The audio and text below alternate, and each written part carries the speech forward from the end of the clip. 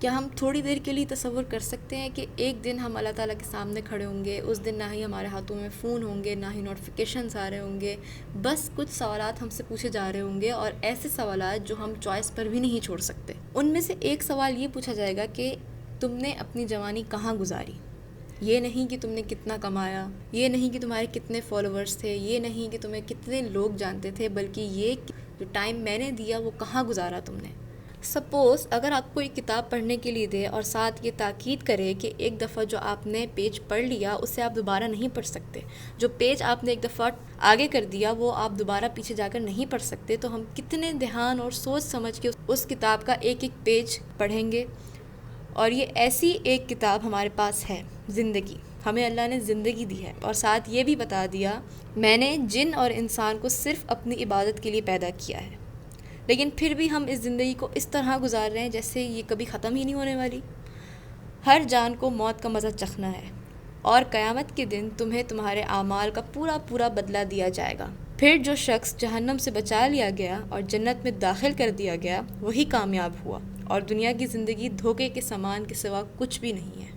ہم کہتے ہیں کہ ہمارے پاس ٹائم نہیں ہے قرآن پڑھنے کو، 5 وقت کی نمازیں بہت زیادہ ہیں، اوپر سے اگر کوئی نیکی کا کام کرنے کو کہہ بھی دے، عبادت کی طرف آپ کو بلا بھی لے، تو الٹا اسی پہ غصہ آ جاتا ہے اکثر کہ میرے پاس تو پہلے ہی بہت سارا کام کرنے کو ہے، میں کیسے اٹھ کے تہجد پڑھوں، میں کیسے دن میں 1-2 پارے پڑھوں قرآن کے۔ اور پھر اکثر یہ کہا جاتا ہے کہ میرا معاملہ تو اللہ کے ساتھ ہے، میں تو دیکھ لوں گا، میں کر لوں گا۔ لیکن جب دیکھنے کی اور کرنے کی باری آئے گی تو پچھتاوے کے علاوہ کچھ نہیں ہونے والا۔ اس وقت احساس ہوگا کہ کاش جب نماز پڑھنے کو، قرآن پڑھنے کو کہا جا رہا تھا تو پڑھ لیتا، کتنا ہی ٹائم لگتا، زیادہ سے زیادہ 10 منٹ، چلو 20 منٹ، پر اس عذاب سے تو بہتر ہوتا نا۔ اور کچھ ینگسٹرز کا تو یہ مائنڈ سیٹ ہوتا ہے کہ کل سے 5 وقت کی نمازیں پڑھنا شروع کریں گے، ابھی تو بہت ینگ ہوں، عبادت کا ٹائم تھوڑی ہے، ابھی تو پڑھنا ہے، کمانا ہے، اور بھی بہت سے کام ہیں، اتنی چھوٹی سی عمر میں حجاب کر لوں، اتنی چھوٹی سی عمر میں داڑھی رکھ لوں۔ میرا ان لوگوں سے یہ سوال ہے کہ آپ کو کل کی گارنٹی کس نے دی ہے؟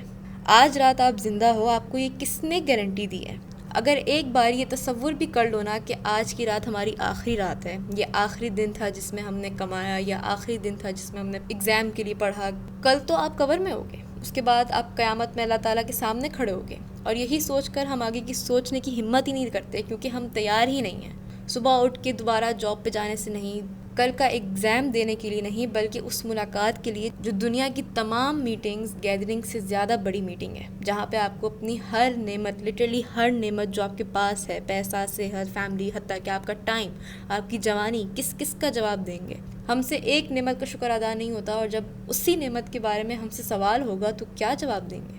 حدیث میں آتا ہے کہ جب ایک مومن قبر میں جائے گا تو وہ اللہ تعالیٰ سے دعا کرے گا، یا اللہ تعالیٰ قیامت قائم کر دے، کیونکہ اس کو وہ آسائشیں، وہ نعمتیں دکھ رہی ہوتی ہیں جس سے اس کو صبر نہیں ہو رہا ہوتا کہ جلدی سے قیامت قائم ہو اور وہ جنت میں داخل ہو جائے۔ اور اسی طرف ایک منافق، ایک کافر یہ دعا کر رہا ہوتا ہے اللہ تعالیٰ سے کہ اللہ تعالیٰ کبھی قیامت قائم نہ کرنا، کیونکہ اس کو وہ عذاب دکھ رہا ہوتا ہے جو قبر کے عذاب سے بھی زیادہ بڑا ہوتا ہے۔ میں نے کہیں سنا تھا کہ every privilege comes with an responsibility, ہر ایک نعمت جو آپ کو دی جاتی ہے اس کی ایک رسپانسبلٹی ہوتی ہے، اس کے ساتھ کچھ انسٹرکشنز ہوتی ہیں، جیسے کہ اگر آپ کو اللہ تعالیٰ مال کی نعمت سے نوازتا ہے تو آپ کے اوپر زکوٰۃ فرض ہو جاتی ہے، آپ کے اوپر حج کرنا لازم ہو جاتا ہے۔ یہ صرف ایک نعمت کی مثال ہے، ہمارے پاس اور کتنی نعمتیں ہیں، ان کے ساتھ ساتھ بھی کتنی انسٹرکشنز ہوں گی جو ہمیں پتہ بھی نہیں ہوں گی۔ ہمیں یہ پتہ بھی نہیں ہوگا کہ اس نعمت کو ایگزیکٹلی کہاں پہ استعمال کرنا ہے اور ایگزیکٹلی کیسے استعمال کرنا ہے۔ اللہ تعالیٰ نے سورہ کاف کی آیت نمبر 16 میں فرمایا کہ ہم تمہاری رگ جان سے بھی زیادہ قریب ہیں۔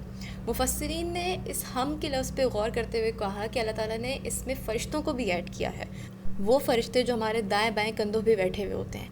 وہ ہر ایک بات، اچھی یا بری، ہر ایک کام اچھا یا برا، ہمارا وقت کہ ہم وقت کہاں گزار رہے ہیں، ہر ایک چیز وہ ہماری لکھ رہے ہوتے ہیں۔ اور پھر قیامت کے دن آپ کو آپ کے اعمال کی پوری ایک کتاب دی جائے گی، یا دائیں طرف سے یا بائیں طرف سے، اور ہمیں امید کرنی چاہیے کہ ہمیں ہماری کتاب بائیں طرف سے ہی ملے،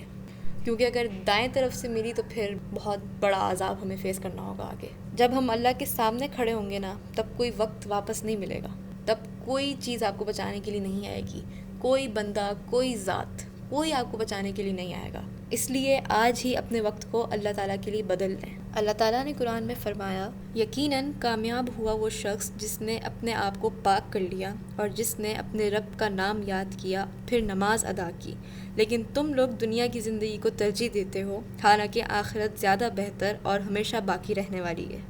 السلام علیکم ورحمۃ اللہ۔